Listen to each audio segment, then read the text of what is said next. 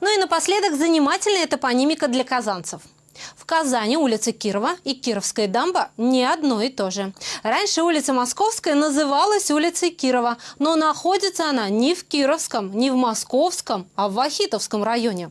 В Московском районе находится улица Вахитова, в Приволжском районе находится площадь Вахитова. Но на площади Вахитова не найти памятника Вахитову.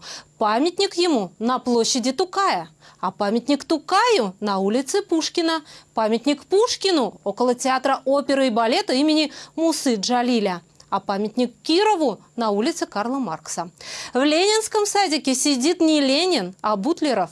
Музей-квартира Мусы Джалиля на улице Горького. Улица Горького – это не Горьковское шоссе. Ну и, наконец, в Казани 4 дамбы, считая от Волги. Первая – Кировская, вторая – Ленинская, третья – Миллениум, четвертая – Третья. Такая путаница свойственна многим российским городам. Ну а название улиц Пушкина, Толстого, Гоголя встречается практически в каждом. В 70-е годы в СССР появится другая мода, и на карте городов возникнут улицы Советская, Коммунистическая, Пионерская, Строителей. Москва.